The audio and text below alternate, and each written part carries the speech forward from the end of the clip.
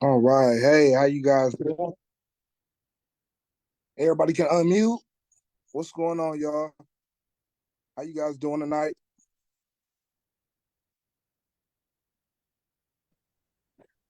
Can you hear me? I'm here. I'm here chilling. Indeed. Indeed, indeed. We're glad to see you guys tonight. This is Black Noise Open Mic. Happy to have you guys here. We have some amazing talent in the building. And I just can't wait to hear all of you guys. We'll start up with the open mic first, and then we'll go to Shockie, midpoint. We'll probably get to Prada, and Chuck will be rounding us off for the night. Um, the only rules are is to respect yourself, respect the space, and respect the mic. That's it. That's it. That's all. All right. So, how you guys doing? You can unmute your mics, man. I feel like I'm alone. Like, what's going on? Whoop, whoop. Let's go, Black. Indeed. Um, if you want to get on the open mic, please raise your hand in the comments. Raise your hand. Raise your hand.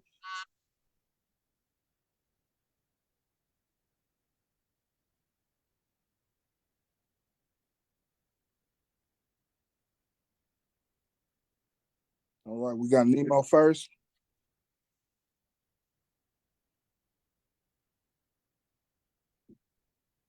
Blood Brother Mike, what's going on?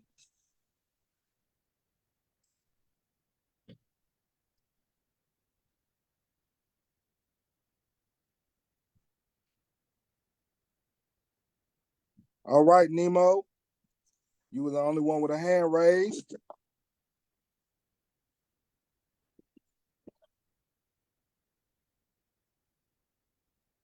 Woohoo!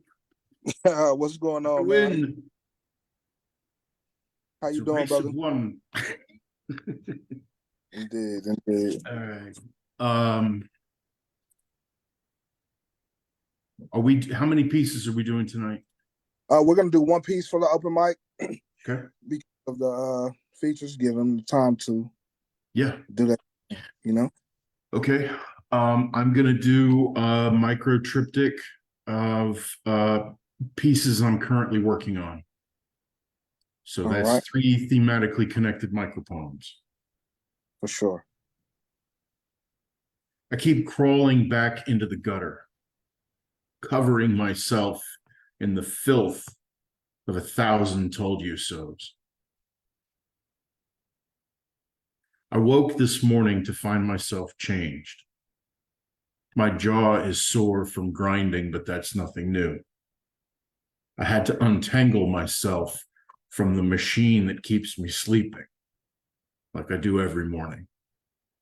One machine to make me sleep, one machine to wake me. I won't look at myself in the mirror. Maybe I'm afraid to see my true face. Or maybe I can't bring myself to look into those eyes anymore. Some days the horns are heavy and my head is bowed, and my mood is dark, and my heart feels like it will never heal. When gods meet men, they make monsters. When monsters mate, do they make a man no God would claim? I woke this morning to find myself changed. I asked my reflection to put down the spear so we could talk. I saw in his eyes years of mistrust, like, we've done this before, brother. Thank you.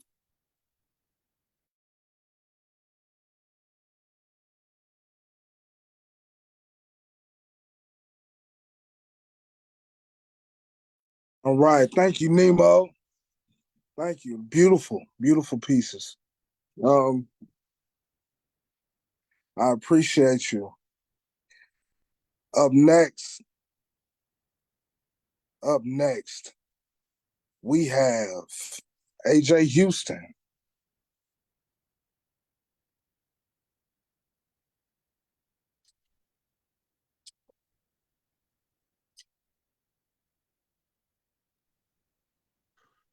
Okay, I go. What's up, Shockie G?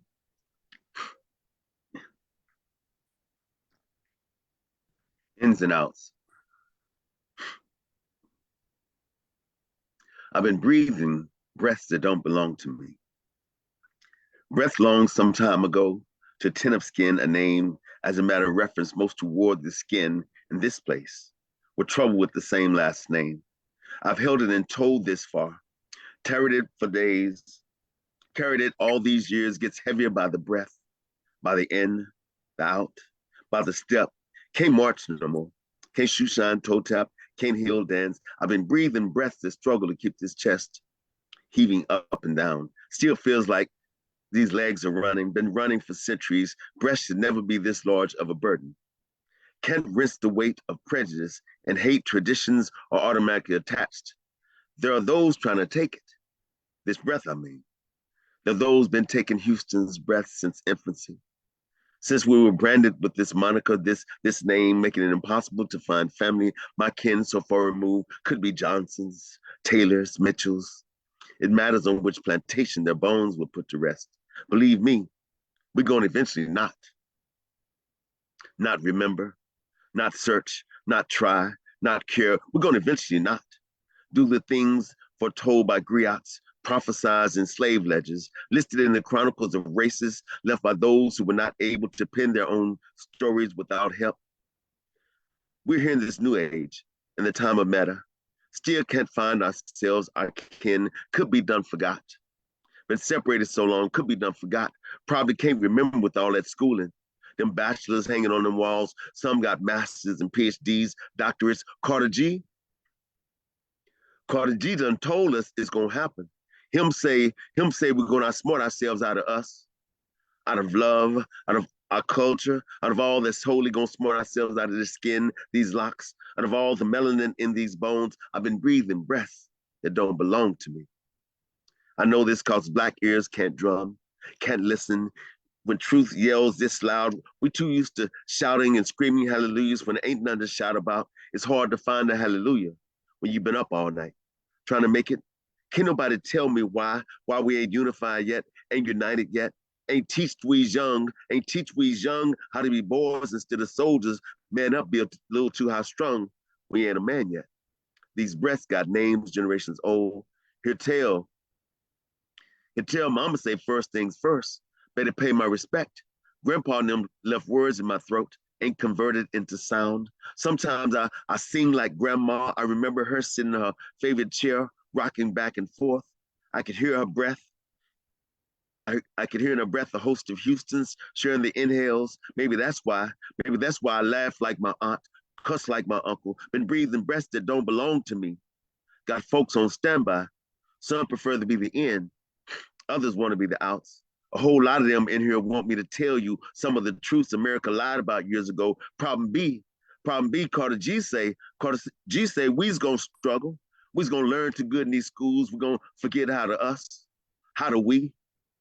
Ain't nobody told us or taught us how to black man or how to black woman proper. We got lessons in weight. Ain't no school gonna syllabus. Scheduled classes been canceled from now to the rest of eternity by government representatives, all in white men afraid to let their privileged children hear the truth, hear tell, they can't even stomach what their ancestors did. They refuse to remember. Been breathing breaths that got questions about tomorrow, about the future. Carter G say, pretty soon we ain't gonna remember, gonna be done forgot. It's hard enough to be black and still breathing, still free. Can't challenge the status quo when we don't know where status lives or who quo is. Good thing ain't getting no ride in the backseat of no cruiser today. Can you imagine who this in is or who this next out belong to? I've been breathing breaths that don't belong to me. I'm doing my best to honor them that's gone and them about to come. You have no idea how important breath is to someone you know and someone you love. Breath ain't.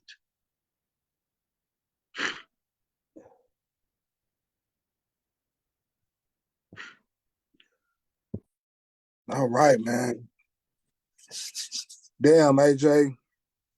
Always a blessing to hear you, man. And even more of a blessing to have you here. And you had to come in and support. Like always, man. I appreciate you. Get well, man. Drink you some tea. Listen to what Faith say. You hear me? Listen to what TT say, man. No, hey y'all. Hey, look, this is an open mic. Y'all can unmute your mic. We need your energy. The boys need your energy. I know you used to being on Instagram and y'all can't say nothing too much and it's all comments, but we have a voice here. You can use your voice here. It's all a blessing though to have y'all here. Maybe the energy will go up some other time. Who we got next? Who we got next on the mic? I think that was Frizzy. Frizzy, come on up, man.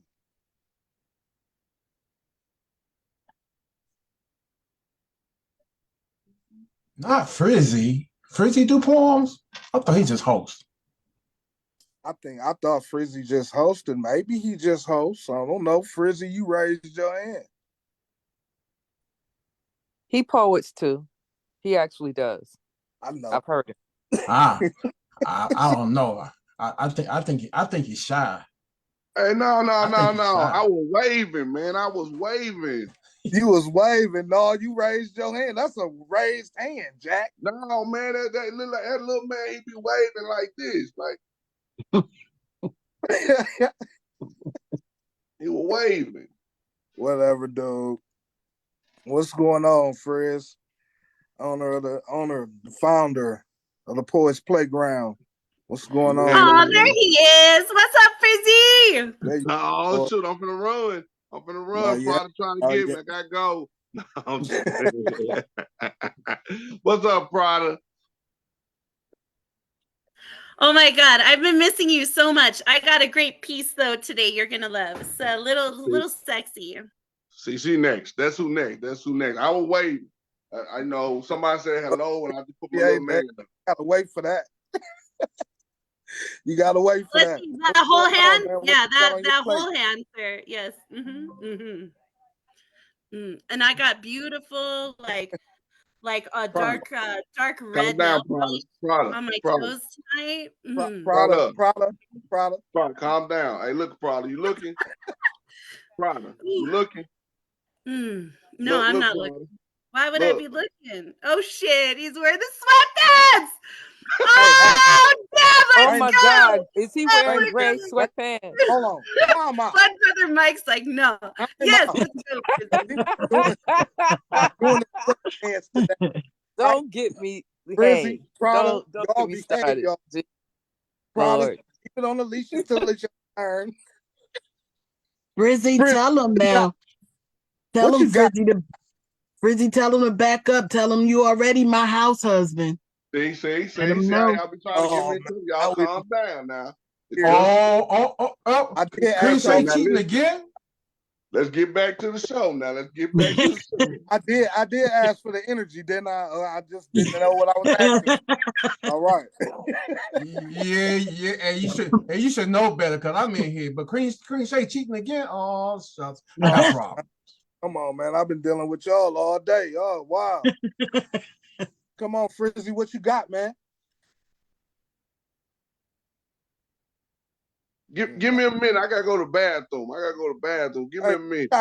Get out of here wasting my time, man. You got a poem or what? When I'm gonna go to the bathroom, put somebody in front of me. Let me go pee real quick. I get nervous when it's time for me to spit. Get on now. Get on. Get on, man. Listen.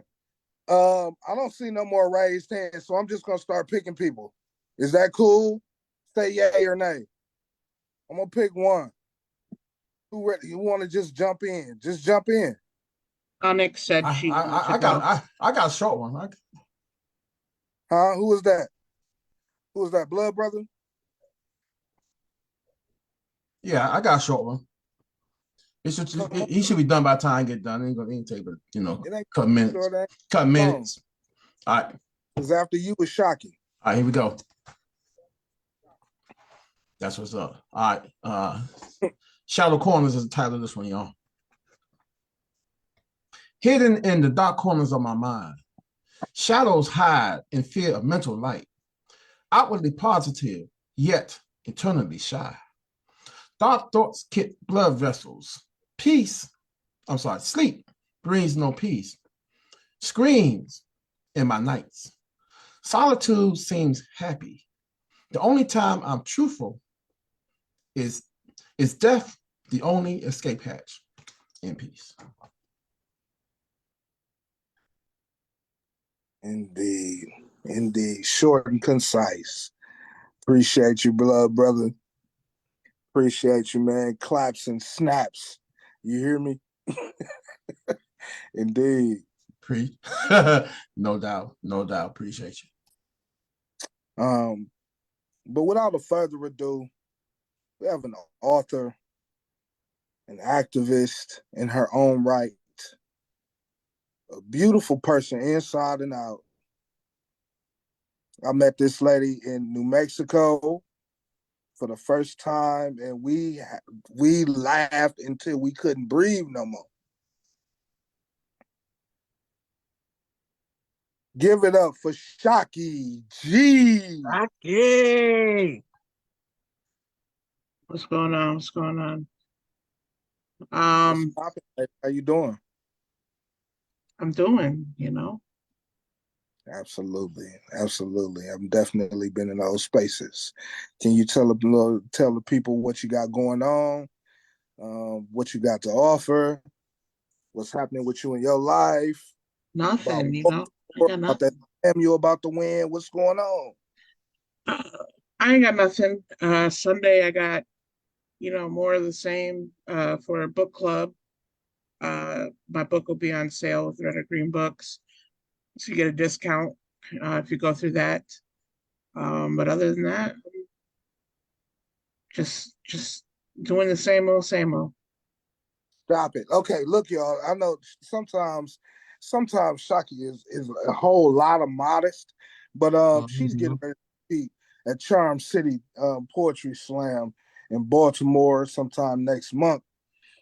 She has packages, apparel, hats, sweatshirts, mugs on sale that needs to be sold. And it's coming in a Christmas package. Christmas has come early. So let that be said. And her book is amazing. In lieu of flowers.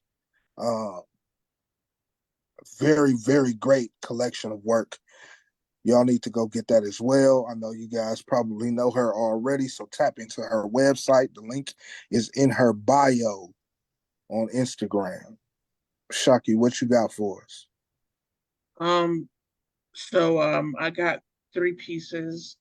They're newer pieces, but I've been struggling to write because I've been so busy. So if you heard them before, it's good to get a rewind, right? So that's what y'all are for. But I wrote this one yesterday. You said it. All lives matter. I heard you loud and clear. I admit I was a little giddy. You were turning a new leaf. I thought of all the ways we could advocate for all lives. The rallies, the marches, the boycotts and raised fists. It started with the mothers, the ones who did not plan to be the children carrying another man's lack of self-control. And you said, not those lives, pro-life, said the quiet part out loud. You are trying to build an army. You need all the babies you can, so their lives matter, not the woman who chose not to fight your war. But then a Black boy's body lay in the street. You screamed it. All lives matter. And it started to feel like you were only saying it to drown out the voices of grieving mothers, screaming that their sons deserve to live. You did not march, did not protest, but you were there, screaming, too, on the other side of the truth. All lives matter. And some of us believed you. We saw the images on the screen, brown bodies, burnt babies, barbed wire. I made a picket sign. You built a picket fence. You said, build a wall. I said, build a table. You said, not those lives. And I know that we have different meaning, and the world has different meanings, from Ukraine, Palestine, not those lives, China, Hawaii, not those lives, Congo, Haiti, not those lives, not those lives. But I heard you say all lives, no truth. We've been saying these lives matter too, but you've been saying only lives that matter to you. And this time, we finally heard you.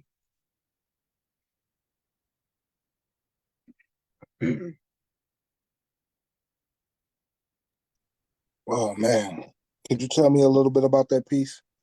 What made you write it? What brought you to pen that so perfectly?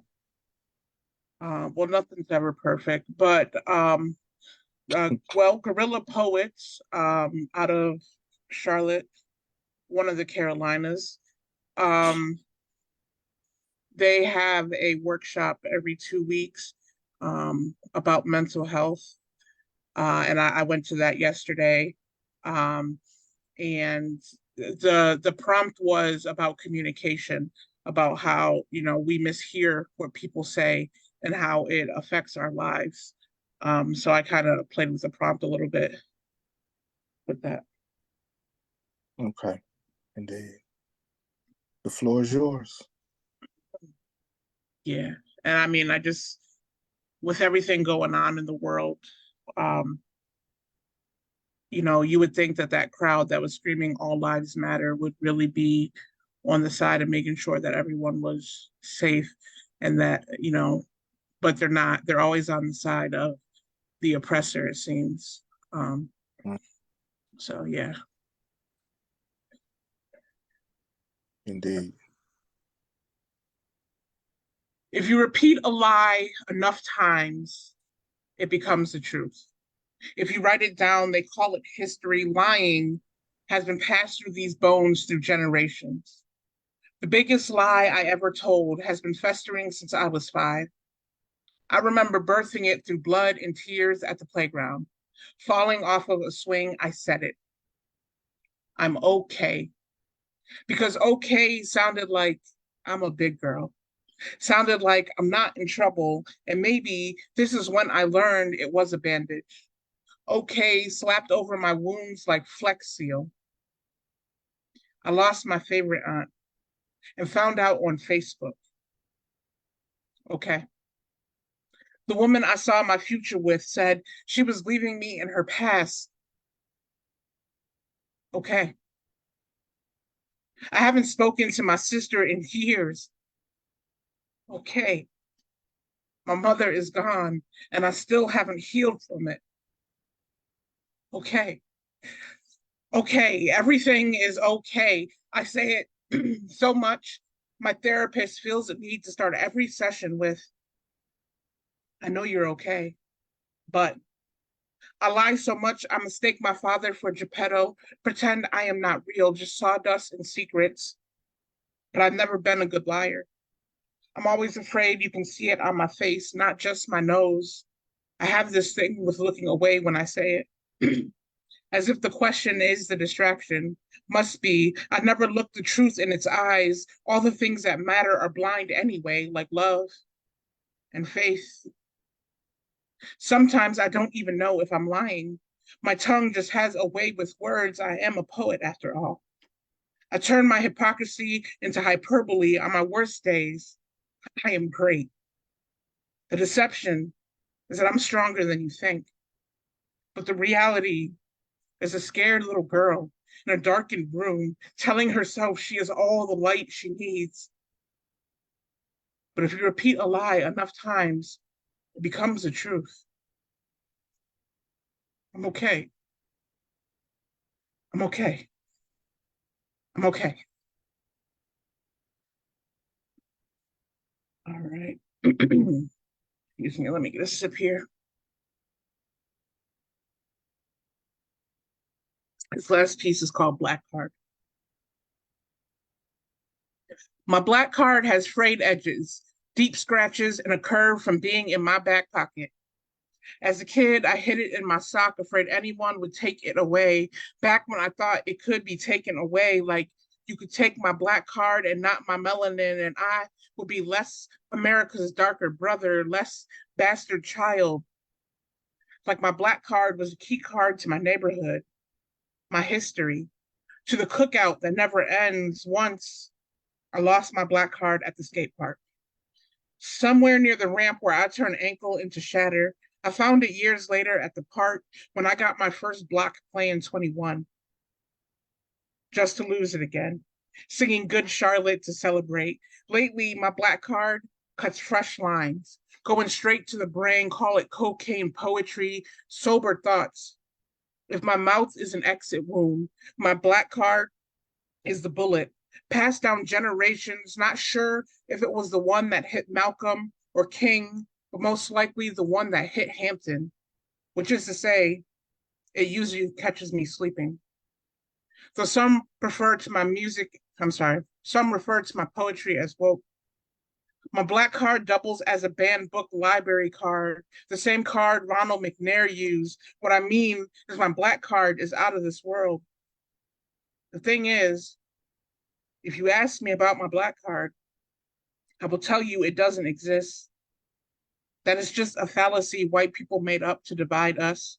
A form of colorism ingrained to say black is one thing, like house niggas ain't have black cards, just light skin, like Michael lost his, like Whitney married for hers, like we don't own great without it. These days, my fake black card sits in a drunk drawer, unattended, while my black is whatever the fuck it wants to be.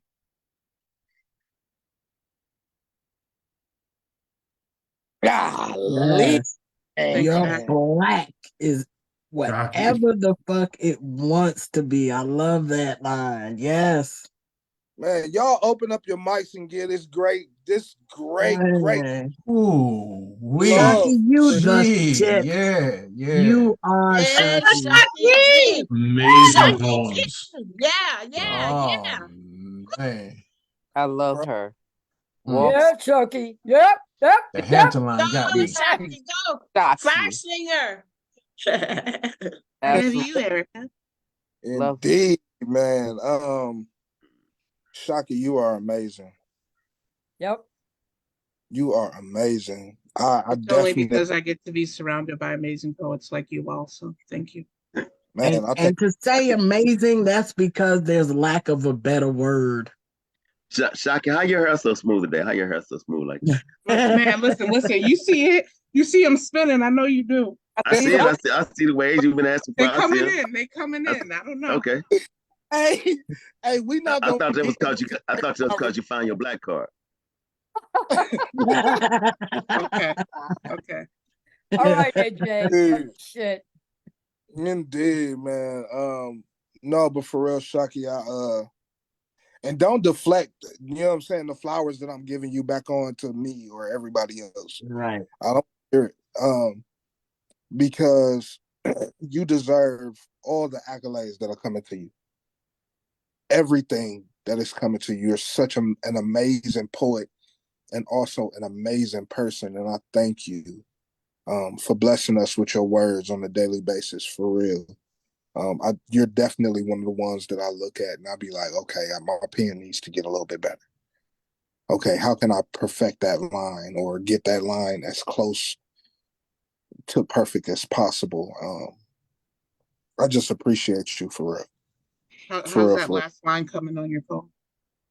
It came. It came. Okay. It came. Y'all want to hear it? Yeah, we do. At some point, we do want to hear it. Indeed. So I can tell you it's not finished. Whatever. You're not gonna never tell me that because it is. It's finished. So, but thank you very much, man. I definitely appreciate you. You hear me? Indeed. Much love. Thank you. Right. We getting ready to open back up the open mic. Who wants to go? Jump in. It's hot potato. What's going on? Jump in. Who got the mic? Who has the mic? Ain't nobody gonna jump in? I'll go. I don't mind.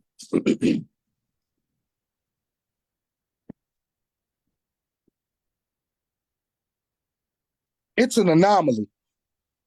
How numbers this country uses makes us question the saying, men lie, women lie, numbers don't. Spending a lifetime of learning things you'll have to unlearn. Feeling the pain of betrayal, lies leave after being purged from our minds like tales of equal, of free, of anything attached to the talons of an eagle, lies in sentencing, no truth in math, when 12.1% of the population makes up 37% of the prison system, realizing the drug they are going to war on is you. It's a gut punch. Watching melanin, just like yours, smuggled legally 174 keys at a time, resold on market in 318-gram bricks, valued higher than gold, but are told we don't equate to shit while being cooked in classrooms, prepared for transport, demand so high, we don't even get the chance to dry behind our ears. So our soul is wet weight, not blue, but orange magic, black tar, private prison, reserve, pure fish scale, reflecting God lights. Math only counts down after blue roundups. Nothing I've learned matters in a country where counting is done using other people's fingers and toes. Might say numbers are just numbers, right? Now I say not when they've been replaced with bodies. Life doesn't add up to what it should when souls are being reduced to stains on petri dishes and lines in poets' pages, leaving children to become dead weight on statistic reports and exponential growth, common sense deducted from society in quarterly fashion. Whoa. The business of this land is death. So I guess you might say we are operating in the black. Blood sport plus nightly news is great for top 1%'s revenue, marking down our hue. With an increase in gun violence, dirty water, and the spike in food prices, sounds like antiquated plantation arithmetic. No compromise. Poverty and red lines. Centuries of lopsided fights, a backwards word problem in which they try figuring out if a pickup truck is traveling on asphalt road in Jasper, Texas, how fast must it go before limbs are scattered and torso is all that remains.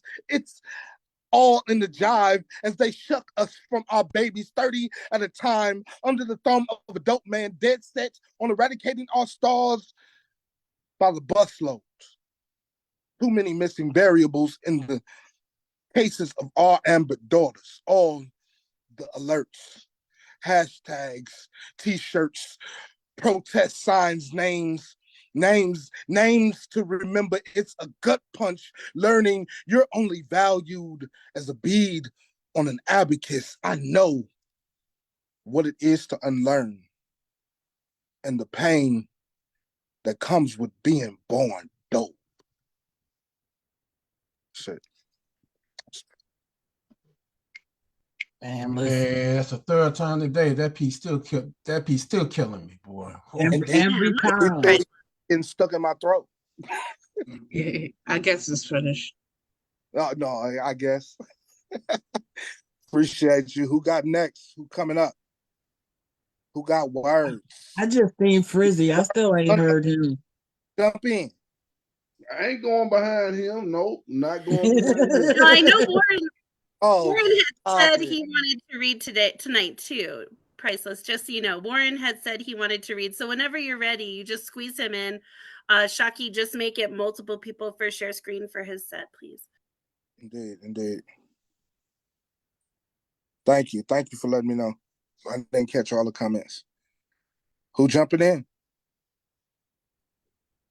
Frizzy. Warren. Are they gonna go? I mean, let's go, Warren. Let's go. Yes, come on. You welcome to the Word is Right. We got you. You just do your thing. Am I up next? You got it right now. Yeah, Shockie, did you make it multiple people here? Okay, it'll let me do it. There you go. So you should be able to share screen now. All right, gentlemen, fellas, what's going on? Salute. Thank you to whoever's the host and the co-host for having me here. This is my first time, and hopefully and prayerfully, Lord willing, this will not be my last time. I do have one poem to share, and if you guys could bear with me while I share my screen.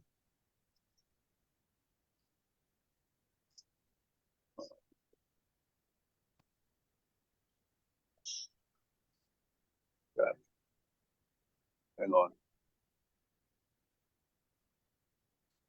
Oh, what the hell? I know, I'm sorry, y'all. I should have been more prepared for this. It's all right, man. Take your time. It's family. Take your time. Ooh.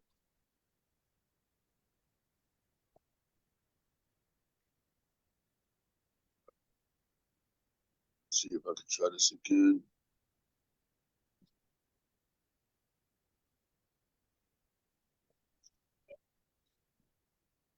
There we go. All right, so since Thanksgiving is this coming Thursday, I wanted to do a poem in honor of that holiday. So this is called Thanksgiving to Me. What is Thanksgiving to me? Well, in life, you'll hear people tell you to count your blessings. I count mine, and it goes a little something like 1, 2, thank you, Lord, for all you do. 3, 4, your presence comforts me even more. But for real, what is Thanksgiving to me?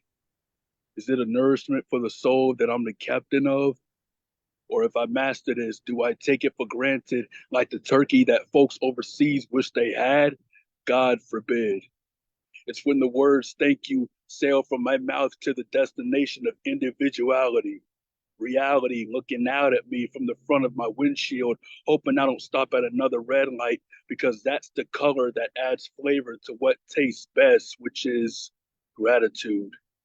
That sweetness of knowing just how grateful I am for my family, whom I love more than pumpkin pie.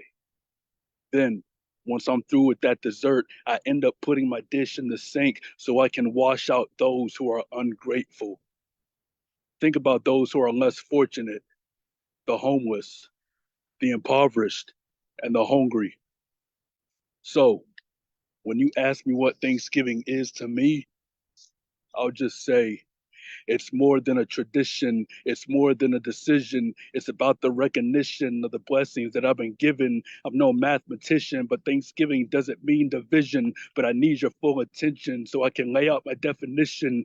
It's the condition of precision where my mind is put in position to be wishing for a vision that is brought to fruition, a vision where student loan debt can finally be forgiven and college folks with submissions can earn free tuition. It involves no politician. It's far from being a religion. It's not about me in the kitchen trying to get a good nutrition. It's all about the rendition of thanking God for the ambition to accomplish to accomplish the mission with him as your supervision. In addition, our hearts are about as broken as the system where people of opposition have admission to this prison, the prison of competition where everyone thinks they're winning when there are people who are starving in other countries like Great Britain. Instead of us pretending like all of this is fiction, we need to know the facts, not just go off our opinions. I hope I gave a description of my Thanksgiving benediction, and that's coming from this guy who is grateful to be a Christian. Thank you. Damn, Well, let's go. tell us how you really feel. Let's go. Welcome, Warren. Thank y'all so much. That was dope, sir. That was dope, sir. Thank you for coming in, man. Thank you for the support. Oh, are you kidding me? I'm family now. Don't even worry about me ever, don't ever worry about me trying to figure out if I'm coming back because y'all got me. That was a great piece, man. Great piece, man. I appreciate it. Maybe Salute. politics is Appreciate your you. calling. I would vote for you. Right, AJ? You're voting for who? What? Prada, I can't For agree with Warren. I I was have, I have to saying. listen. I have to listen to what you say 3 times before I agree. Yeah. Don't give away the secrets, okay? Don't give away the secrets, AJ. Yeah, wow. No, Hey, but Fred, for real, thank y'all. absolutely, man. Thank you, sir. Queen Shay, you unmuted. You I'm ready? unmuted. I guess I'll go next. You Come on. unmuted for a Y'all reason. forgive me. I'm in the bed. I'm bedridden this week. So I'm in the bed, but I'm still here. All right. Give me a second. Give me a second, because I did have something pulled up. I had this piece called Neurotic Loving. So I'm gonna share that with y'all tonight. And here we go. Looking in your eyes, I can see into your soul. You want to be loved, true and whole. Inside me, there is fear, even as we lay here. Our bodies wanting to erupt, but the fear in me interrupts. The connection is there. For me, this surge of energy is rare. No lie, I'm scared. Shit, now, what can I do? I mean, we talk about everything. Both of us are healing. In life, that's a constant thing. I just can't explain it. Why I froze. Truth is, you came to play. I mean, curl my toes. I could have come like crazy, but looking into your eyes made it all hazy. I stood in the mirror asking myself what's wrong with me. I waited for you, held strong just to freeze. Turned myself off every time I was about to reach my peak. Just know it's not you, it's me. Once again in my head, should have just enjoyed myself instead. Knowing we have an understanding, there's no tomorrows together we're planning. No strings attached, we're both cool with that. Makes things easier, in fact. I mean, every bit of your touch sent electronic shocks to my senses. Then my body tenses as my mind says, this ain't no love here. Once again comes that fear. Then the electricity, then I tense, then my mind, electricity, fear, tense. This confusion makes no sense, but looking in your eyes, I can see your soul. You want to be loved, true and whole. Inside me, there is fear, even as we lay here. That's that piece. I love that. That was Indeed, Queen. yeah. Thank you. Thank y'all. For Thank you, sure. thank you, thank you. Now, don't bug me no more now. I done my part. No, I'm just kidding. Mute yourself, lady. Love you. Love you.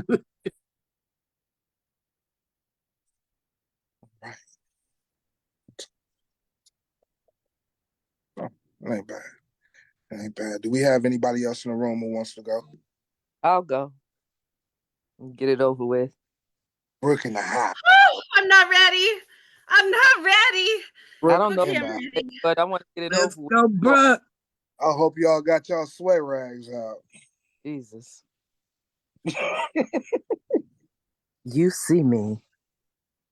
Your growing urge to read me openly, opening me thoroughly, not just observing the outer graphic, but you explore me from cover to cover, exploring beyond the binding and sophistication in the calligraphy of me, beyond my title, beyond who I am, author of me, the writing within my walls, enticing, inviting, the content in my character laid out and displayed as fine dining on linen and cutlery.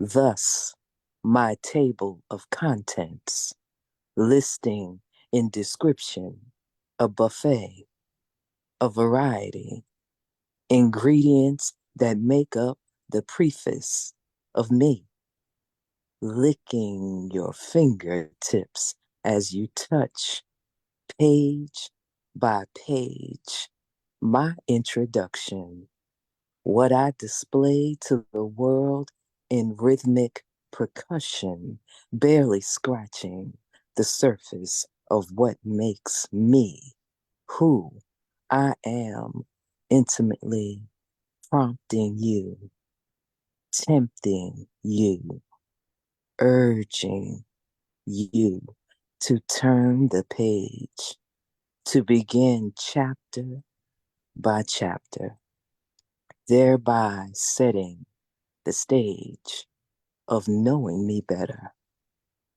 No desire to halt your perusal with a bookmark, so entranced you can't put me down. For true intimacy, the mission is to see me naked, unveil the mysterious metaphorical mind maze that could create complications in your conspiratorial, coital conquering of my consciousness. I can't be bad at that. We must have goals. But little did you know that you are just where I planned for you to be, drawn in chapter by chapter, every page break, every dangling participle, every contraction, every climatic breath that has you anticipating the next, increasing your appetite for the coming page, desiring more, whetting your appetite for what's next, not wanting it to end, making you hungry for more in anticipation of the sequel or just maybe the franchise. Poem. That's why I use a fine tip pen. That's why I use a fine tip pen, man. I'm telling you. Yeah. How you make words? Do you just make words that ain't supposed to be sexy sound so sensual and erotic? Just oh my God, man, that's crazy. That was dope. Thank you so much. I appreciate you guys. You should go read like divorce papers and like, you know, when you're served and shit. Say divorce papers. I would totally do this, and I would totally do like a whole sexy parody, but like the worst news you could ever get. But like Erica makes it sound so sexy, and it's okay. It's crazy. Frizzy said Frizzy told everybody pregnant now. We're sorry, sir. We're all out of sweatpants. Gotta get that wow. birth control. Oh no. So while we got you here, Prada, y'all give it up for Prada. This is a segment that will be going on from here on out on Black Noise Open Mic. It's Poet in Real Life. It's for those who do the community work, who do their best and try their hardest and work hard at building not only the poetry community but their community in a whole. And this is the creator of The Word Is Right, the founder of Red or Green Books, the author of How Many, I have 3 books of poetry. The author of 3 books. And I don't have to speak for her personality because you all think she is live wire. You never know what's gonna come out of her mouth. So either you keep your earplugs in or you ride the wave. Or you rock the sweatpants. But she is the sweetest. She is also co-host of 707 in the morning Pacific with AJ Houston. And whatever he needs to know, he needs to know what I'm bringing. Like he can't help himself. Wow. So this is our poets in real life segment guest. Do not include me in this poet real life segment. Marissa. AJ, are you not claiming me today? What? Why? That's messed up. Marissa Prada. Tell us something about yourself, Marissa. No, well, so thank you. First of all, and first and foremost, thank you everyone for being here. There's so many new faces, new people who are coming out to The Word is Right. So thank you so much. I started The Word is Right during COVID with Ma Dukes because poets needed a place to congregate and be together. And none of us could go anywhere during COVID. And since then, now we've grown to having shows just about every single day of the week. It's very exciting. A very diverse group of poets and workshops and content and what you're going to hear, what you're going to read, what you're going to see. Where we started an Instagram program, a bunch of awesome stuff. And then at the right when COVID began, I remember I submitted my book of poetry and I did not get accepted to publish, but I started meeting all these other poets who also a lot of women, also a lot of queer women, and I identify as a queer woman. I have a great deal of hardships trying to get published. And so I said, now is the time to launch the press. It was something that's been in my mind for about 10 years, 15 years for a while, wanting to do this publishing house. So I launched Red or Green Books, Red READ, Red or Green Chilies. Red, I live in New Mexico and everything is red or green chili here. And so we wanted to focus on debut authors. We're female forward, so we publish a majority of women and people who identify as women. We also really focus on communities who have been historically marginalized and stigmatized over time and have to deal with the pressures of really inaccessibility for publishing. We bridged the gap between self-publishing and pimping yourself out to a publishing house and have really kind of put together such a wonderful thing. I just finished my directory. We've published 56 books and over 700,000 words to date. And we've only been doing this for the past 3 years. That's amazing. Next year, thank you. Next year, I want to break 1 million words. We publish together as a family. We publish together as groups. We do things that a lot of presses won't touch. So the first anthology we did was a women's erotic anthology. The second anthology was an LGBTQ forward anthology, a literary art anthology. And the most recent one is American Graveyard, Calls to End Gun Violence. So gun violence is like really close to the that's what I wanted to. That's what I wanted to get more into. I know that you're an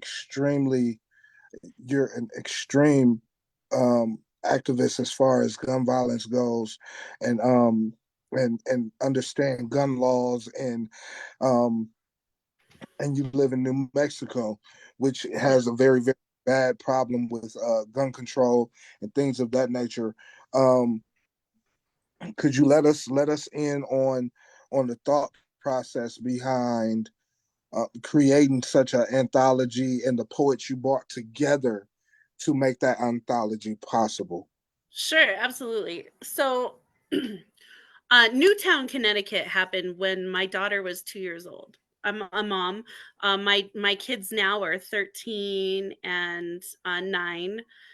So when Newtown happened, my daughter was 2 and she was in daycare. And I remember asking the daycare people, what is your plan for an active shooter? What is your plan should something happen in this facility? Because it was the first time, at least, especially in my being a mom, but in my recent history, that I could ever recall a time when so many children died, and died really unnecessarily. And then when um, Uvalde, Texas happened, that same daughter was 12 years old. And it brought it back to me. I mean, previously we had Columbine, right? We had high school kids, and so I'm not saying that that's not important, but at the time Columbine happened, I was a young adult. I wasn't a parent, and this hit me in a way, you know, seeing 5 and 6-year-olds in body bags. It was this eviscerating loss. And I remember when Uvalde, Texas happened, and that is so close to home for the border states, the communities, the brown communities that get very little recognition here. To see so many children and innocents be just mowed down and killed, and then the way that law enforcement didn't do anything, like the inaction was what was so frustrating for me. And it was, I was angry. I was very angry, and I'm still, as you can see, very angry at the loss of children to gun violence. And I wanted to do something, you know, and you're sitting here and coming out of a pandemic, you're just, it's such a loss as a mom. I didn't know what to do. I'm one poet. Who listens to one poet? What is one person gonna do? But everyone was asking the same question: what can I do? How can I help? And nobody knew what to do. And so for me, I was like, well, we could put a book. We could do a book. Yeah. Let's do a book. I Yeah. didn't know what was going to happen. I didn't know if I thought no one's going to submit, no one's going to care. That this is a behemoth of a project. I can't do it on my own. I don't know how to fund it. I have no money, right? I'm a mom. I don't come from money. So like, how am I going to do all this stuff? And Right. and I put the call out there, and we had hundreds of submissions for this book. And And how many poets have in the book? so it is so big, we actually had to split it into 2 books. So we have the literary anthology, which is 200 pages, and there's 76 contributors from 8 different countries. Oh, no. And then we have the art book, which is a full color art book, which has art contributions, including photographs and drawings and paintings, and then poetry from those artists. It was so big, like I couldn't make it black and white because the art it deserved to be colored, but I also, huh? I said you just didn't want to diminish the art. Yeah, I mean, if you look at the cover, right? So like Alexis Garcia was one of the first submissions for American Graveyard, and her poem was titled American Graveyard.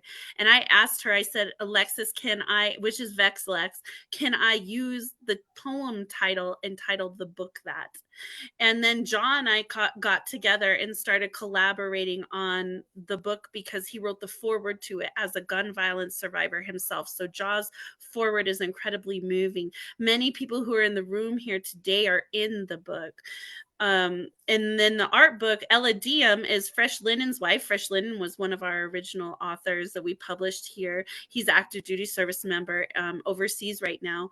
But his wife submitted this beautiful graphic piece, and I was like, oh my God, this needs to be the cover of the book for the art book. And she said yes, and she's one of our in-house cover artists now. so the idea was how to put as many people together as possible. If memory serves me correct, we have 26 states and 8 countries represented between the two books. We have a sponsor, a senator program, so people can, for $15, like, come on, for real, 2 fucking Starbucks coffees, $15, we will send a U.S. state senator anonymously a copy of American Graveyard Calls to End Gun Violence. It's one of our missions, and the 76 contributors just in the lit book, people are all over the country and the world right now doing promotions of this book, trying to get it to take some traction because the message is so important. And we did it as a volume 1, and that's heartbreaking to know that you're going to publish more editions, more volumes. There's going to be more work coming after this. So that is how American Graveyard Calls to End Gun Violence came about. That's what it is about. Well, I know you have a lot of sides to you, and you're a very well-rounded person. And if I know I said that I didn't want any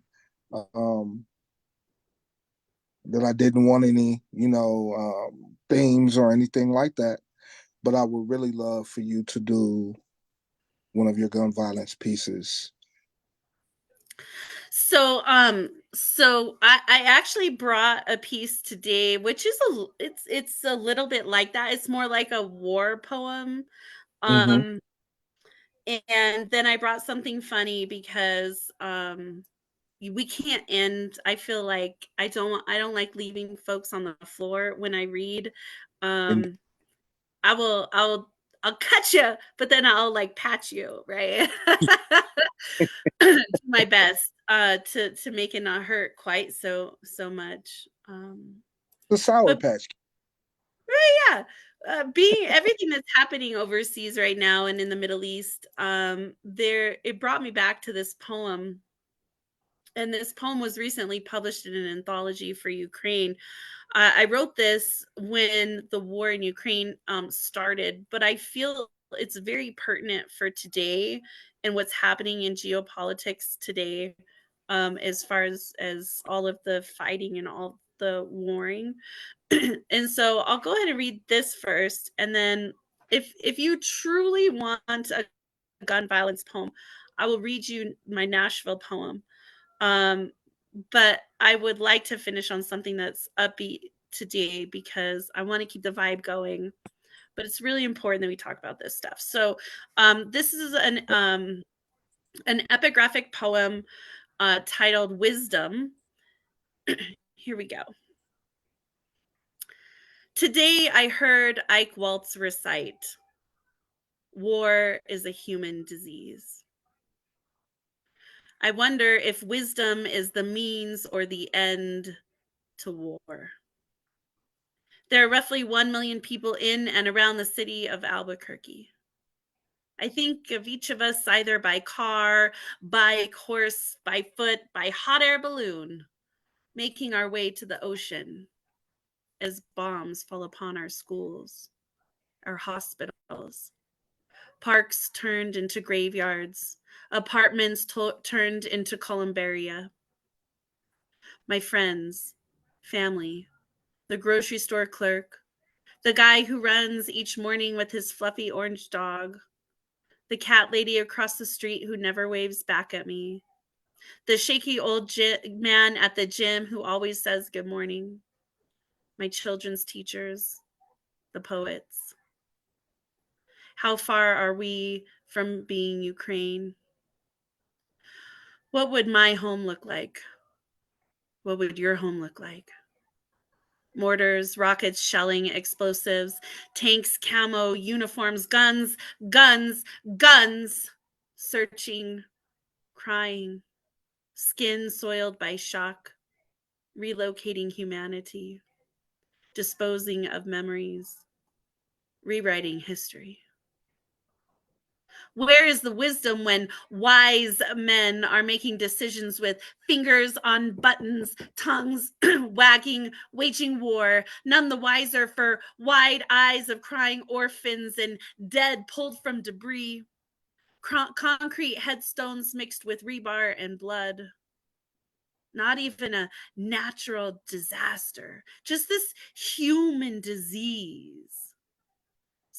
Such an unnatural dismissal of human life, weighing heavy pocketbooks against freedom, designing a destiny of ego and domination against the underestimated willingness of a people you just don't fuck with. Is their wisdom whittled from courage, or face checking the bully when walking away is no longer possible? All eyes blinded by wise men who traded sight for power, who traded their souls, signed dotted lines for lives. Will wisdom wait for humanity? Will wisdom rewrite us a future where we actually survive? Will wisdom have been worth it, especially if there are no more humans left? Poem. Wow. Mm.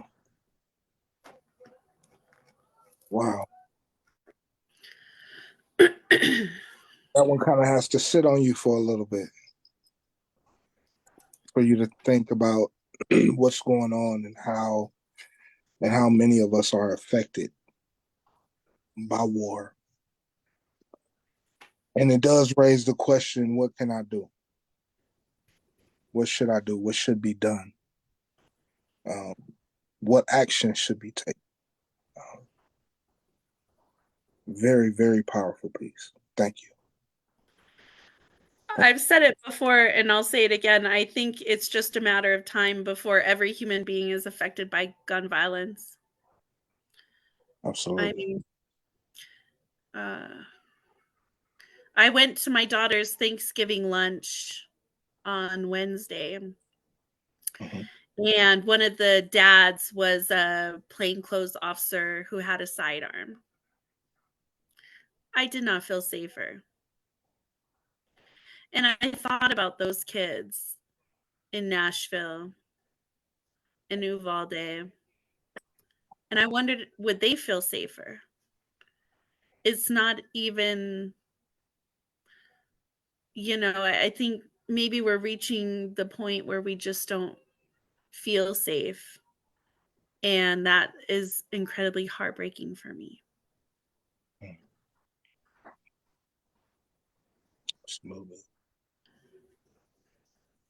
Well, Prada. Okay. You ready for something fun now? Let's breathe. Let's shake it off. That was heavy. I do want to shout out Shockie G. It was very, very, very important to do. And I appreciate your piece. Your piece was powerful. Now let's get to the funny. All right. I do want to shout out Shockie G. She is our book club author this month, and her book In Lieu of Flowers is on sale. So you should come check her out. The author talk will be this Sunday at 1 p.m. Eastern on Zoom. So go to redorgreenbooks.com and you can get the Zoom link for that. And y'all should get her damn book. In fact, you should buy her book twice. Get 2 of her book and give one away because it's just amazing. And to honor her, I'm going to wear my Shockie G. She got merch. I got jokes. She's got merch. This is how it's going to go tonight. This poem is fucking stupid funny. I love it. All right, let me find my mouse. I got to coordinate a little because I'm in this like super kind of cramped little thing. All right. This is this is my erotic parody poem titled Operation Orgasm. Maybe I should put this over here. All right, yeah, let's do that. Hold on, Vegas. All right, good. We're good. All right, here we go. Price, this is for you. Here we go. All right. And no, it's not endorsed by Shockie G. So don't be mad at her if you hate it. Okay. All right, here we go. From days of long ago, from uncharted regions of the universe comes a legend.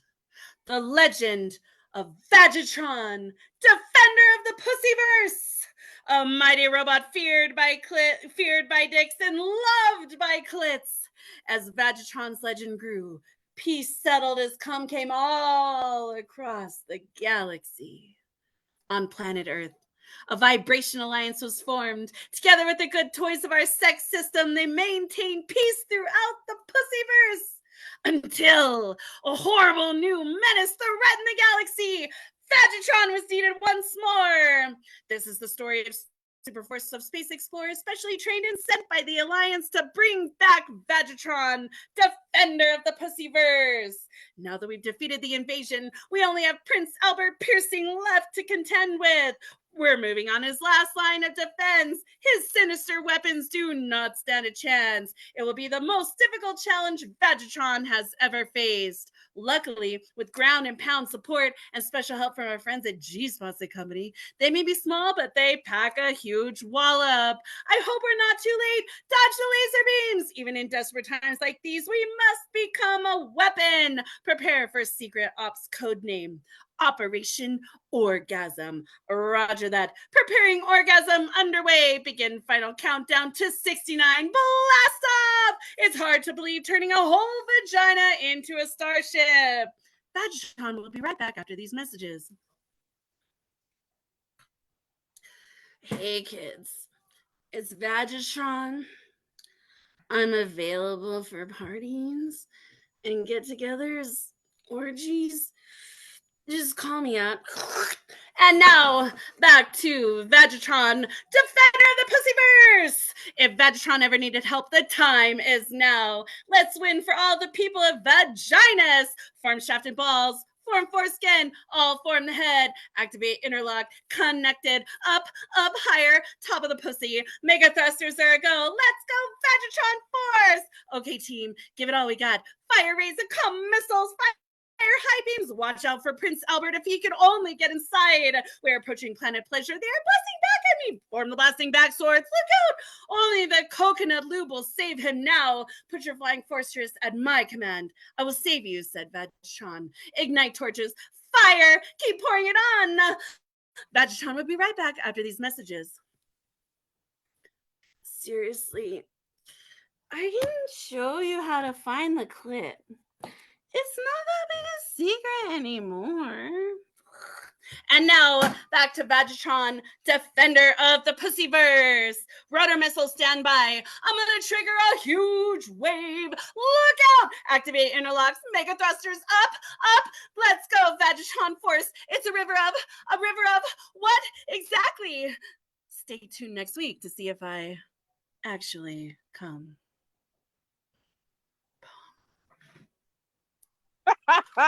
Man, what the hell just happened? I love Prada. ready. Oh my god! I wasn't ready. Brooklyn gets it. Brooklyn gets it. All I know is she wore a bunch of hats. I didn't wear a bunch of hats. I just wore one hat. Jesus. Oh wow! Oh wow! See, I told you, I knew you would know if you heard it or not. He explained the poem to me earlier before we started recording, and before you guys came in, and I did not. I still wasn't ready at all. But y'all give it up. Y'all give it up. All right, well, man. All right. Yeah. Now I'm making an executive decision. I saw that people were starting to leave, but I really need you to hear this guy.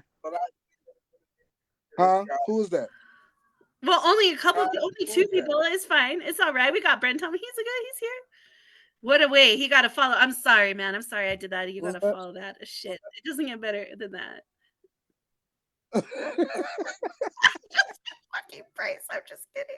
So definitely want a person I feel is my mentor. He was my mentor before I asked him to be my mentor. Um, I've never seen anybody perform the way that he does. He's an actor, a psychologist. Oh, dude is just fucking amazing, man. An author, a children's book author, um, just picked up by who? Simon and Schuster. Um, you know what I mean? He's a big deal. He's a very, very humble guy. A very humble guy, sometimes too humble. But like Shockie, in that way. You can only But use one berry. You can't use a bunch of berries. You got to use one berry. I can That's it. use all the damn berries I want. I'm a poet, AJ. Now there. No, but Brentom Chuck Jackson. Y'all give it up for Brentom Chuck Jackson. What's up, man? How you doing? I'm clapping. Right. I'm Yay. Welcome to the space. Pleasure Thank you. to be able Man. to. Yeah. Thank you, Priceless, for inviting me. Unfortunately, I don't have the gift that Priceless has. He has the ability to be a very deep brother, but also be a very extroverted dude, like my boy AJ Houston. For me, I'm usually quiet and in the black background. But yeah, appreciate just being in the space, man, and being surrounded by so many great artists virtually. It's a pleasure, and I'll just do a few things and get out y'all's way. No. You gotta tell me what's going on with you, man. First of all, I haven't heard you since I was in Dallas. Yeah. Half a Yeah. poem. I haven't heard you since the doc. So this is big for me. The platform is so I can do my fanboy thing.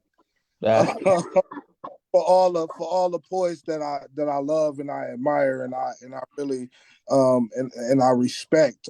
Everybody who comes in this room, I send out the flag to our people that I really tip my hat to in this realm, in space and art that we are in. Tell us a little bit about what's going on, man, about your children's book, about what you have coming up. Yeah, man. I'll put it in the chat, but yeah. Link to the book, man. Coming up January 2024. It's a children's book debut, children's book author. And really just kind of evolving the gift of poetry into something I was blessed to bring into the world. Child in the year 2020 when everything shut down. I had this ample time to watch a child grow and read to it and be around it, and it served as a lot of inspiration.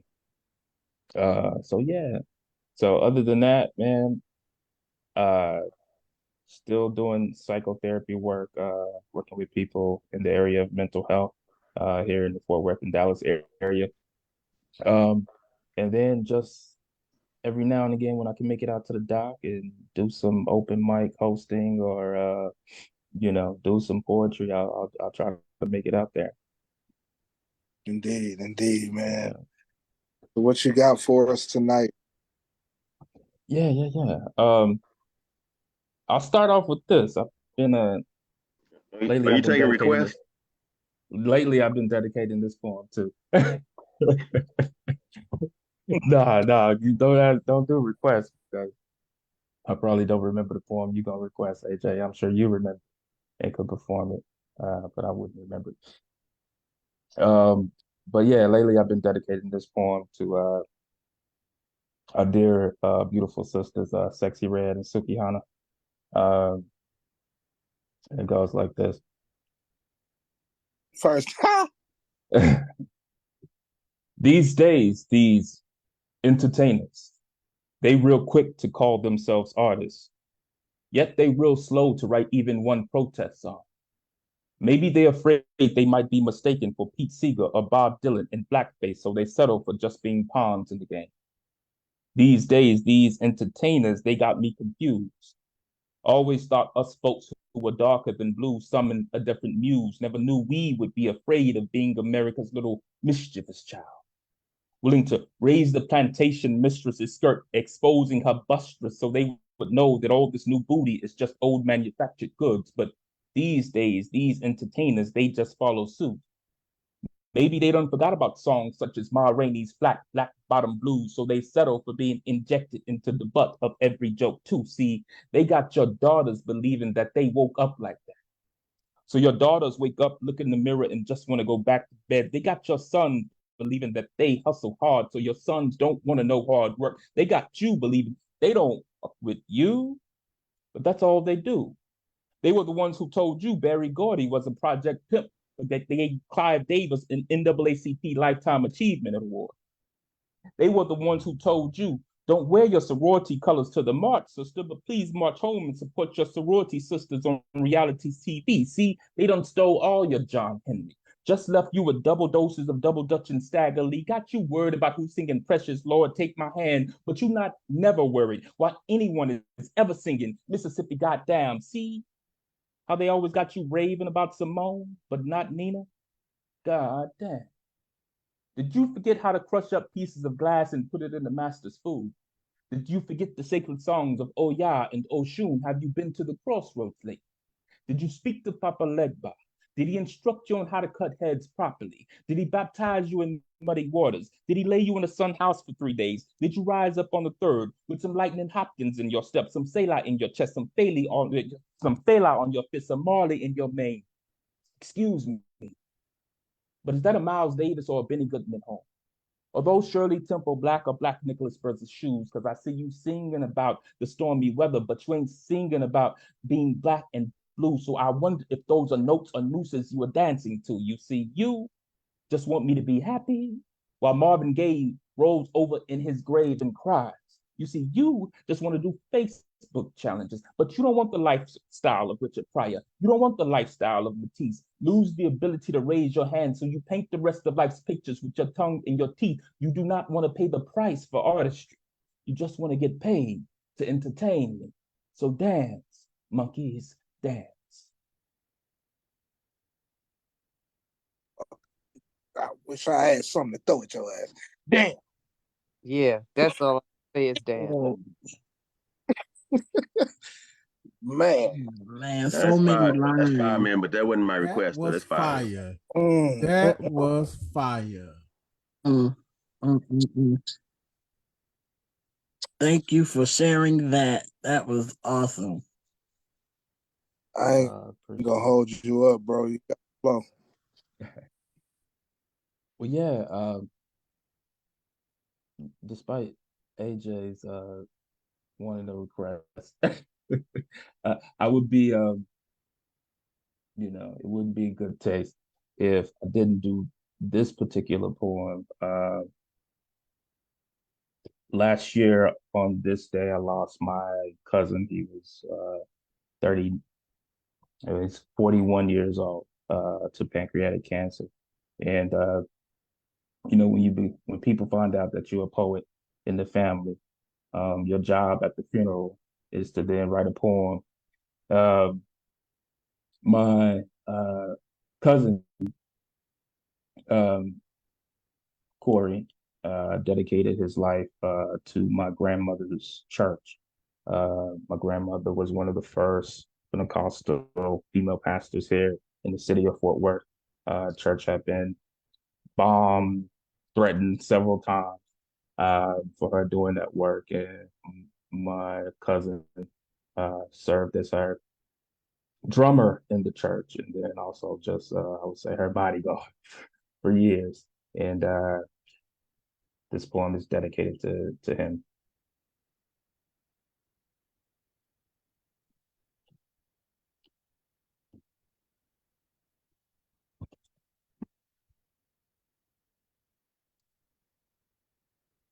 We who are family, who are friends, who are neighbors, We who are gathered for one purpose, we assemblage of weeping folk, bearing the burden of bidding this young body farewell, battered, bruised, but yet unbroken, resting safely in the company of those who have gone before, reminding us to carry on in their name, reminding us to be mindful of every moment, of every minute, of every yesterday and yesteryear, of every birth and breath, of every sunrise and sunset, of every homecoming and homegoing, of every twinkling of an eye, reminding us that we are still here now, carrying a bit more heaviness in our hearts, carrying a bit more sadness on our shoulders, a bit more grief in our guts, carrying a bit more pain. But we still carry on. Unlike him, the blood still runs fresh in our veins. So let us beat the drum. Beat the drum in his name, but more so for our sake, for no man knoweth the hour nor the day, but we must all go the same way. So here and now beat the drum. Live these days like they might be your last. Walk toward your future with faith in the full forgiveness of your past, and beat the drum. And for him who provided the rhythm for your many raptures in the spirit, beat the drum. For him who provided the backbeat for your hand claps and shouting feet, beat the drum. For him who stomped kick drum and hi-hat, for him who kept time, who boomed bass and swept snare and sounded cymbals, while you chose that good part, beat the drum. Let the sound of your rejoicing be the wind beneath his wings that shall carry him home. Beat the drum big and bright and loud and secretly brilliant. Beat the drum like him. Beat the drum stubbornly with great debate, but with intoxicating joy and overwhelming laughter. Beat the drum for him who gave sweat and rest while you sang sweetly about that great getting up morning, about that great getting up day, about that going up yonder, about that by and by after a while, about that understanding it better, about that being in that number, about that I'll fly away, about that crossing Jordan stream, about that may the work that I done speak for me, his day has arrived, for all of those things. So beat the drum. Send him home in honor and glory and grace and gratitude, and with great understanding and compassion and empathy, all this that we may hug harder, all this that we may love longer, all this that we may gather greater and savor more sweetly the beating of our own heart, the ticking away of our own time. We who be family, be neighbors, be friends, we who are gathered for one purpose, we assemblage of smiling folk, celebrating the privilege of bidding our baby boy, our brother, our son, our nephew, our cousin, our husband, our father, our grandfather, our friend, but God's creation goodbye. We carry on and we beat the drum.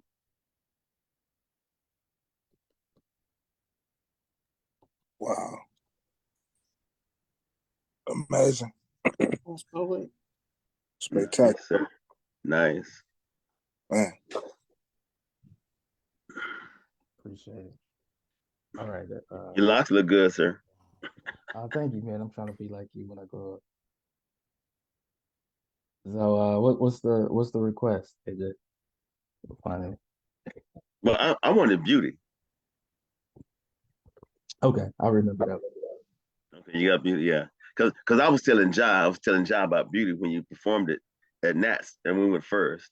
How nobody knew how to accept it and everybody was shocked. And I'm saying you like scared the whole room. And I just wanted you to scare them. Wanted you to scare them in here today. So yeah, that's why I want beauty. Yeah. I appreciate it. Yeah. So beauty is typically the poem when I am hosted at the Doc Bookshop here in Fort Worth, Texas. I try to close the night out reciting it because I think it honors the space like this that Priceless is trying to create, the space like 707 that AJ is creating, and all the other artists that have tried to contribute to these spaces where poets gather. So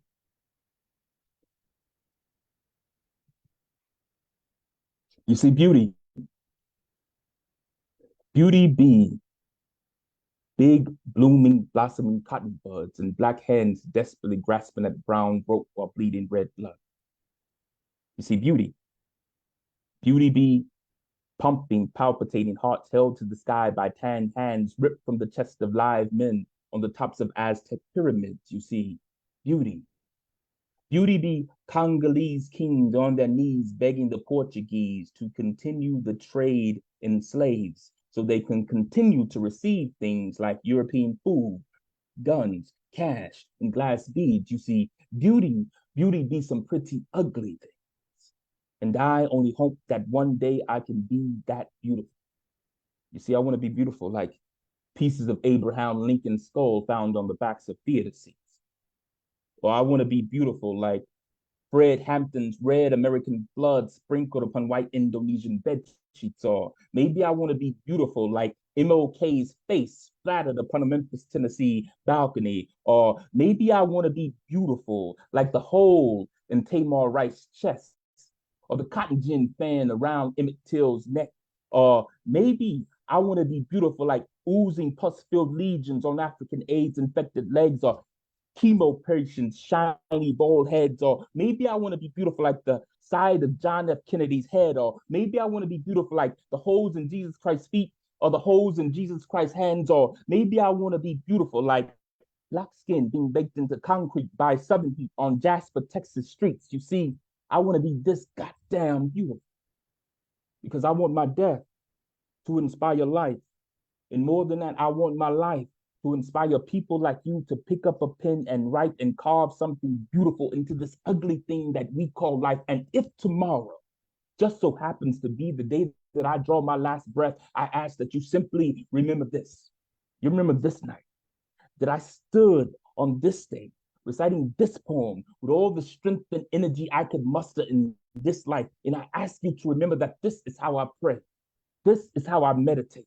This is my tribal offering, my tribal sacrifice. This is my yin. This is my yang. This is my middle way. And this is the only way I know how to make this world a little bit more of a beautiful, beautiful place.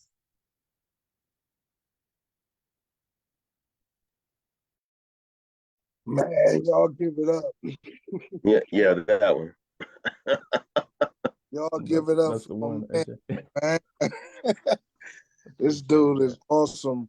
Man, awesome. So, does everybody know where to find you?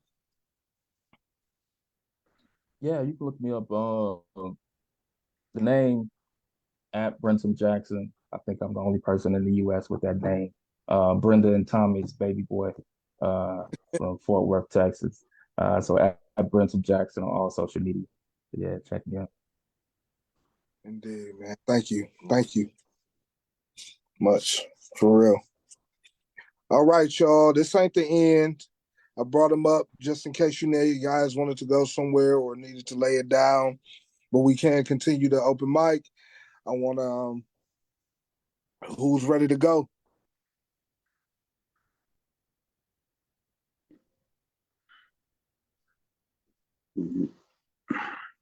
We got Onyx in the building. Uncultured just dropped into the building. Blood Brother Mike, Frizzy,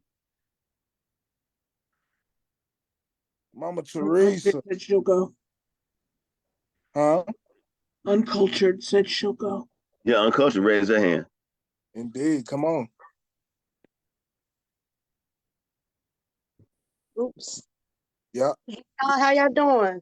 Hey, lady. I'm glad I was able to meet it. I thought y'all guys was gonna be gone by now, but you know how this poetry go. Indeed. All right, so y'all know me. I'm Culture Asian, but I'm about to bring y'all some culture, about to educate y'all if y'all don't know history, indigenous history. So we coming up on Thanksgiving next week. So this is this piece. Dear indigenous peoples, when you meet me, you will not know that I've been a slave trader for 12 years under the Portuguese flag. You will bless me and my men with gifts of food, cotton, and spares that you will place in our hands. using your own bags. I will later use those spears along with our guns to not only take your gold, but to destroy and murder your souls. I will enslave your women and use them as sex slaves, and only if your children behave, we will work them down to every last blood, sweat, and tear until their last day. I will behead the leaders of every tribe, and those that hide will be sent to my country and be enslaved just as their sons until they die. You will teach us to eat and survive. You will trust us and keep us alive. We will return our gratitude and intrude by gifting your people smallpox. This is just a ploy to destroy what your people have built by all cost. And when I die, the torture will not stop. My colony will call themselves pilgrims. They are my mob. They will seem weak, unnourished, even underweight. You will hunt for them and teach them how to prepare a feast. You would think you could sit at our table that you prepared for us at least, but we will make you hunt for your own food. And once you show them how to live on your land, another genocide was always the plan. But don't worry, we won't kill you all. We will reserve a nice place for you, but it will be small. You will not be allowed to hunt outside that space. And if you dare try to escape, another murder will take place. They will take away all your resources. You will be placed in poverty. It'll be something like a third world country. They will also take away all of your beliefs and even forbid for you to practice your spirituality. They will control every one of you by making you believe in Christianity. And that sacred land that you call Black Hill, they will later scope their faces on it. I believe you taught us that skill. We now call it Mount Rushmore because we are the people forming a more perfect union. We will even lie to our own people and let those lies play out over and over in classrooms and textbooks, generation after generation, and we will make them celebrate with us every year, the fourth Thursday each November, a genocide. Only your people will remember it. Sincerely, Christopher Columbus. P.S. Happy Thanksgiving, coaching.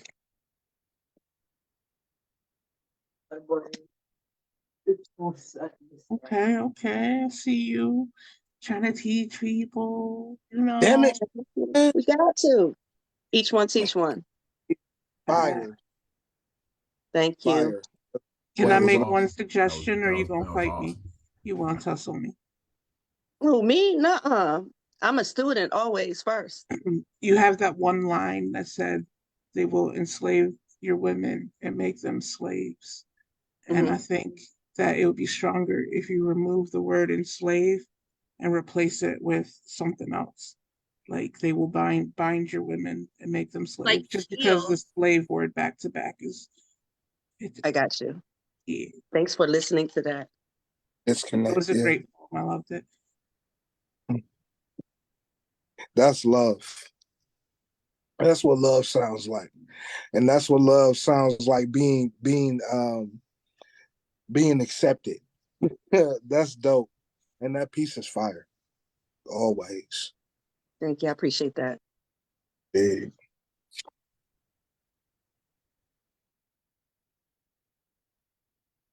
Damn it, my sheets never sound like that. What? Hey, what's going on? That was on Culture Asian. She can be found on Instagram. Indeed, she will definitely be the feature for next month. One of the features for next month. Okay. All right. And we're moving on. Coach John. What up? Going on, big bro? Listen, there's so much Coach heat. Job. It's so much heat in here. I just felt like it'd be disrespectful to not touch the mic. So, You better just touch it. touch. I'm just Touch gonna touch it. I'm just gonna touch it. Oh, Yeah. so nice. Come on, Ja. All right.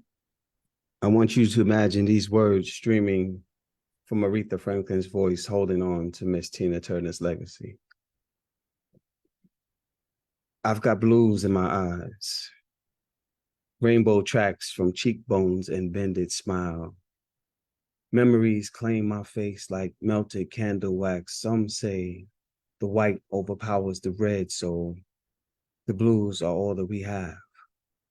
Melancholy wavering as the winds find every reason to change your position. Every flagpost wearing your scars of honor and the human blood that lines your legacies. I've never known a man like this, like you, dirty tongue and jagged speech. Never known a man caught red-handed and still dishonest. Secrets folding in the bend of your billfold, your money clips reap of black skin and black blood, black lives systematically clasped between fingers of unfaithful forefathers. Men with systems strung beneath the feather-tipped and ballpoint ink pens framed and paired with last names that never lost privilege. I never met a man like you. Buttermilked in your supremacy and falsified documentation, a bully whose bigotry lines his favorite tie, the Father's Day suit and fragrance no one cares to smell, the sickening odors and accents that belt the word nigger with a hard R, everything of you says foul or backwards. The American naughty by nature, you own everyone's property. America has to mean land of the weak bone hellraisers. You are the man of sin. Scripture placed you outside of God's grace. I've got blues in my eyes from the troubles you caused. The savior you covered in swamp water and southern accent. Rebel flags that cannot spell freedom. The skin you love to hate. The blue that followed the blood and white skin, I mean red and white flags. I've got blues in my eyes like lust in your heart. White will never hold a space that black didn't already reside in. I know there's a price on the head of this king, just like the stench of the culprit of sin. So break me gently. Call me daydreaming with the chains of fools and do-right women and do-right men looking for a free way of love. I never met a man like you. You are no good. There's a part 2 to that, but it's all good. Yeah. Man, y'all just been so damn fire tonight. Man, from the beginning to the end. And this ain't the end yet, because we still got hands up, but man, y'all just blessing my soul right now. Dope, and John. I thank you, bro. Oh, I thought we was ending. I could have gave you part 2. No, we still got hands raised, man. I want a round 2. Woo! Sorry, Price. Pipe down, Prada. Indeed. But thank you, big bro, for your words. That was amazing. That was dope. Y'all just, man, y'all push my pen so much, it's ridiculous. Now I ain't gonna be able to sleep. A gift and a curse all at the same time. I don't know if I'm saying this right, but let's get the next person up. Delovy Canales.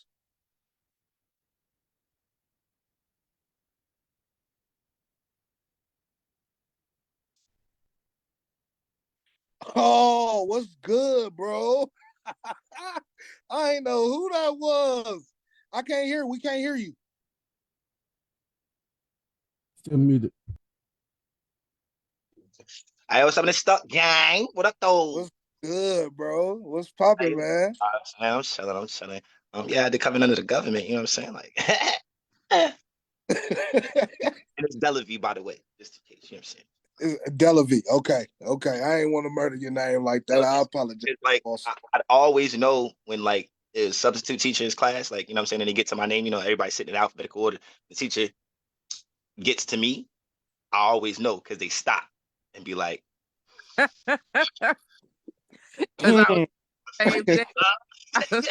sit there like, oh, a lot of anxiety in that moment. Yeah. Wow. So what is your so aside from your government, let everybody know who you are, bro. I'm sincere. And everybody can follow me at sincerely_yours86 on Instagram. And you can follow me at the Lost Child Poets on Clubhouse. Indeed. What you got? So this piece is called The All in Me.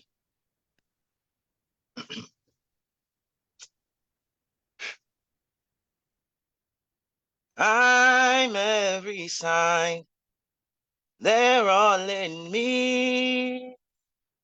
So anything I want done lately, do it naturally. Whoa, whoa, whoa.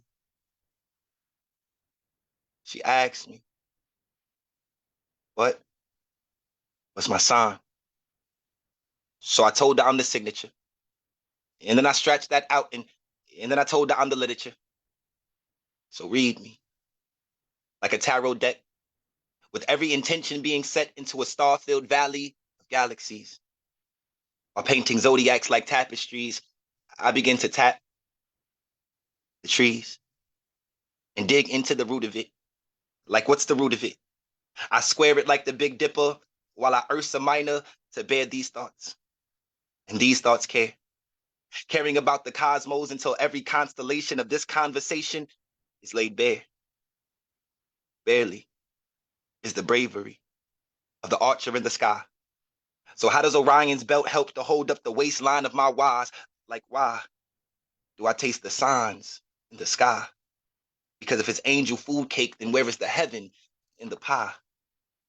Because everybody's trying to get a slice of it. They say never sell your soul well. Well, tell me what's the price of it?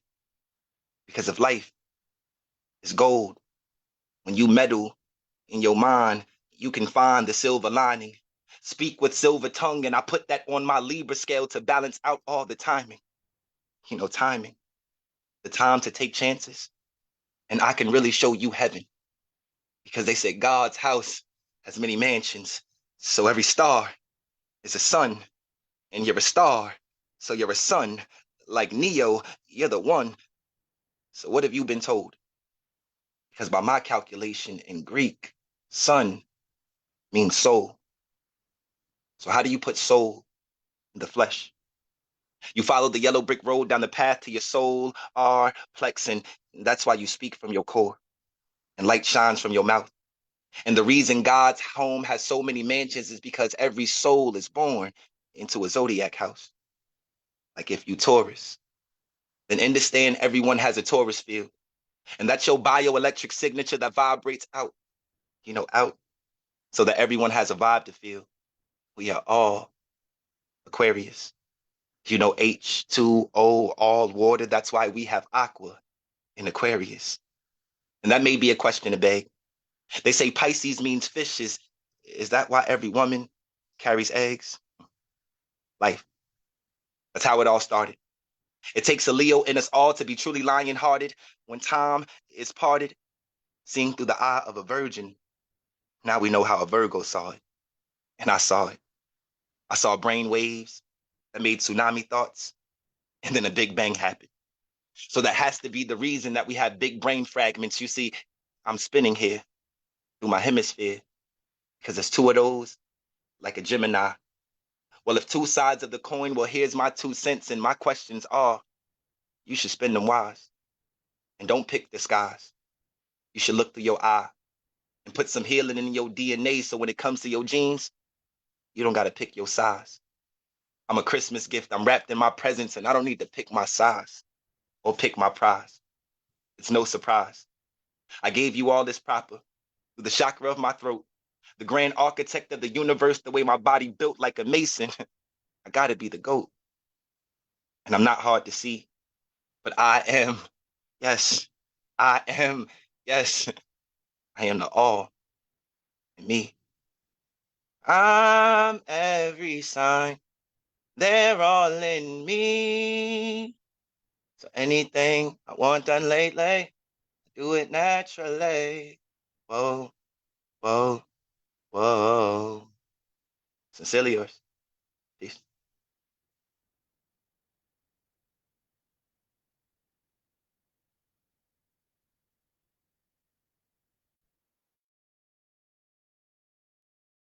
Fire, bro.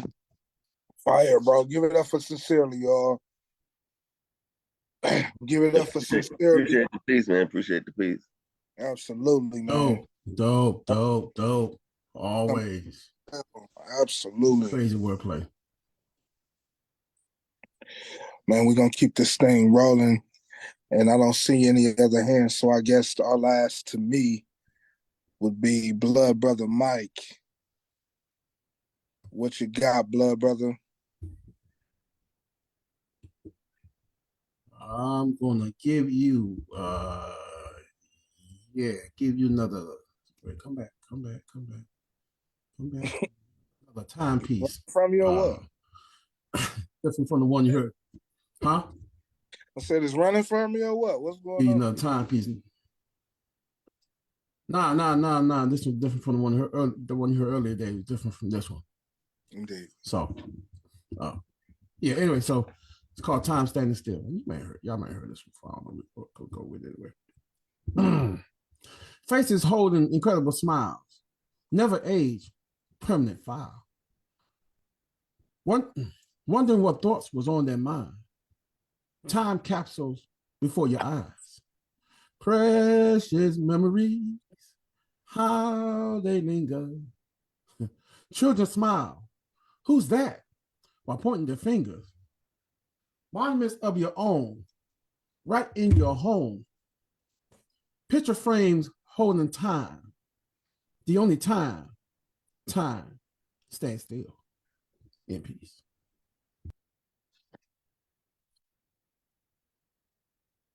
Indeed, Blood Brother. Indeed, Blood Brother. And I'll say it again. You all have been wonderful. Wonderful. I appreciate you coming through. I appreciate the support. I couldn't have asked for a better night. Literally, I will now end off with another poem, and then we can all get to our respective places or doing our respective things.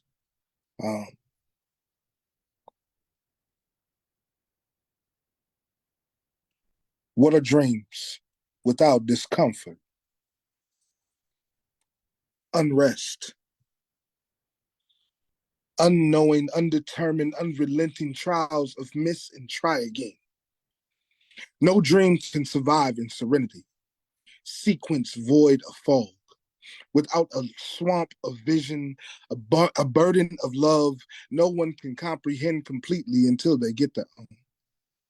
Most view dreams as moments incubated in pipes, snuggled and unconscious. In the midst of floating realms unattainable, dreams are born in the lonely lamplight of insomnia inked insanity. Between sacrifice, bloodshot eyes, missed bill payments, bargain grocery shopping, and school clothes.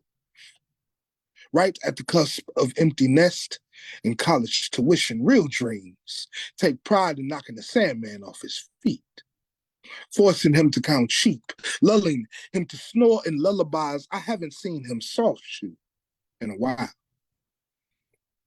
Dream accomplishing isn't for the faint of heart or the fond of sleep. This work requires credentials Ivy can't provide, for tough ain't enough when your body has to be capable of hauling buckets of blue whales, carrying bags of mountains uphill, left leg sore from kicking down doors. You know, doors are funny.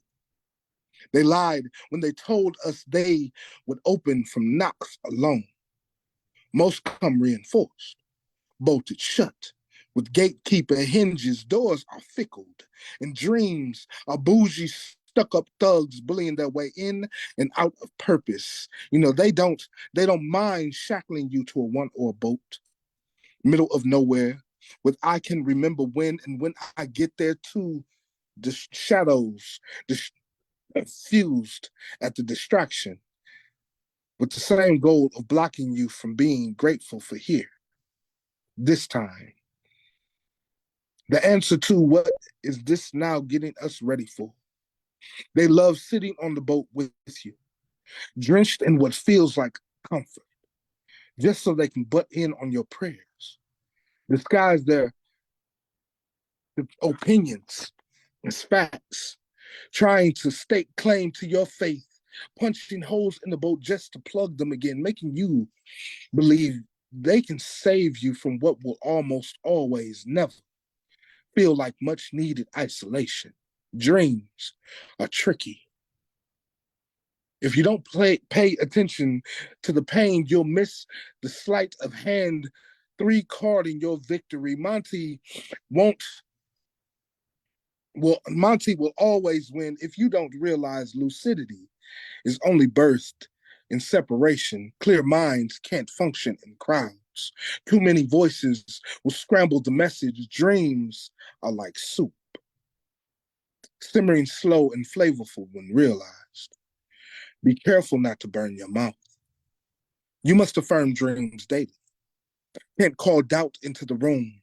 Must dress your dream up, teach it how to walk, speak, write, how to praise, even when facing disappointment.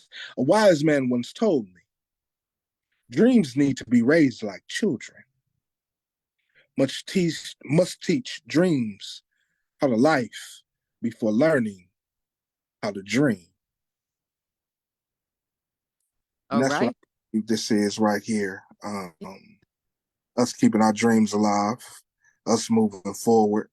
And that's it, y'all. Thank you for coming to Black Noise Open Mic. I appreciate all of the support. Y'all are amazing, amazing people. All the great words, all of the peace.